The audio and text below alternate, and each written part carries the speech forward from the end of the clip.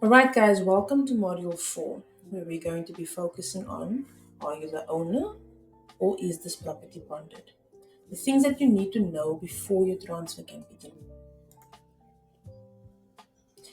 So, you may be wondering why this topic appears so early in this module, and the reason is simple. If your property is still under a bond, which is mortgage, and you are serious about selling, this is the step that must be handled immediately. Even after this video, you are going to start with it now. The moment you even think about listing your home, the 90-day bond cancellation notice period should begin. Time starts ticking the minute your bank receives a written notice. If you are going to wait until you have already found a buyer, listed, and done all those things, you risk into running into delays and the worst, penalties, which is going to cause you unnecessary stress. So, starting the bond cancellation early ensures that you avoid penalty fees, you don't delay the registration after finding a buyer, and you take control of your timeline from day one.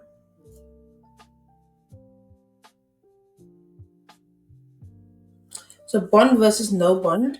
No bond is you fully own it, there's no bank involved, and bonded is the bank still holds the title deed.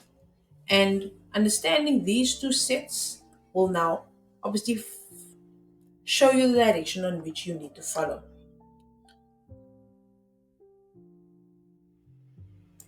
So if you own the property outright, there's no bond, and your home is fully paid off or you bought it cash, you are going to need to get your title deed. So there isn't going to be much of a rush when it comes to this one. But if you don't have the title deed, you are going to need to get this at the deeds office. So this document proves that you are the legal owner and you are free from any outstanding debt on the property.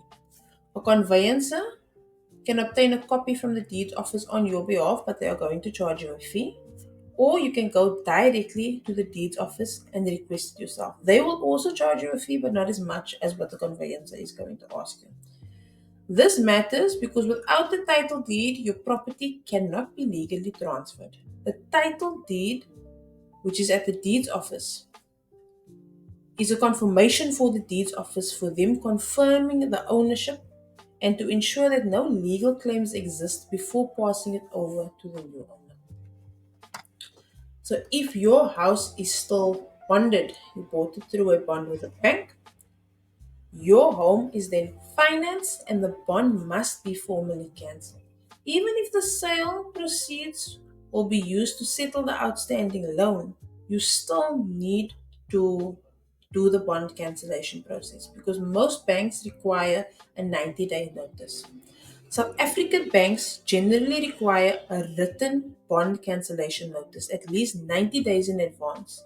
And if you fail to give this to them, they are going to charge you penalty fees.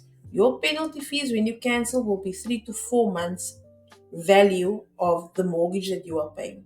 So if you are paying 10,000 Rand a month, you're sitting with a 30,000 Rand penalty fee just for not waiting out that notice period. And most people pay it because they are in a rush to sell their home. So, what you need to do immediately is contact your bank's home loan department and ask, what is your bond cancellation process and how much notice do you require? You're going to send a written notice right away. If they accept emails, you're going to send an email right away. Before you even start listing or accepting offers, because you want that time to start chipping away. You want that 90 days to become 60, 30, and then eventually zero when it comes to registration. You request a written confirmation that your cancellation has been recorded, and you are going to follow up every few weeks to ensure that your request is not lost or overlooked. And the reason we are doing that is what I've experienced when it comes to selling homes is most of these banks they conveniently forget about the cancellation request, or they somehow haven't mentioned this or you haven't done that right, but you need that confirmation for the cancellation in order for them to ensure that they can't get back to you and say, no, but the thing hasn't been processed. Because they want to charge you penalties, that is where they're going to get their money. And you keep this confirmation with email proof.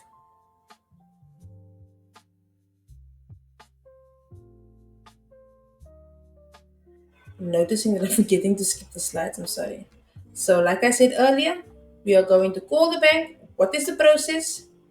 You send that notice ASAP that you are going to cancel, and then you get the proof to follow up.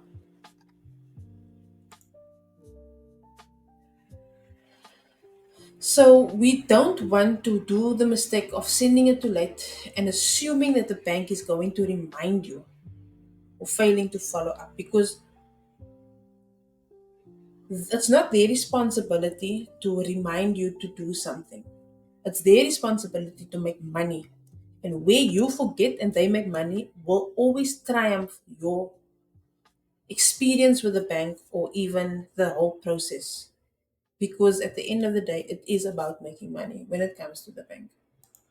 So, how long is this cancellation valid for? The cancellation generally is valid for that 90 days you put it in for.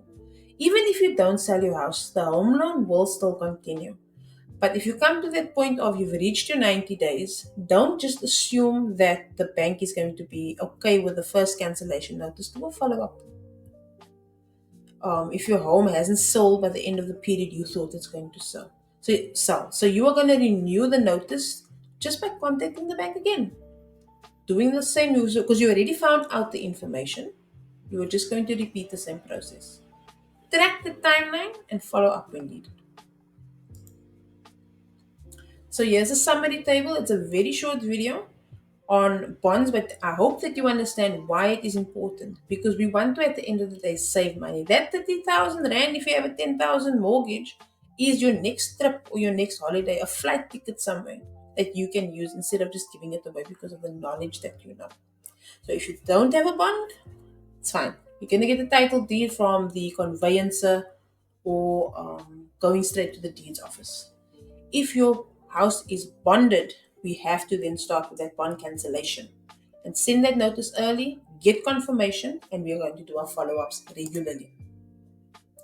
While your conveyancer handles a legal transfer, like I said, the bank is not going to remind you to cancel your bond. This step is your responsibility, and if it's delayed, it's going to affect your sale and also cost you.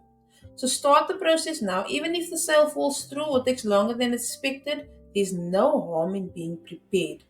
Being prepared is what's going to make you win this race with money in your pocket.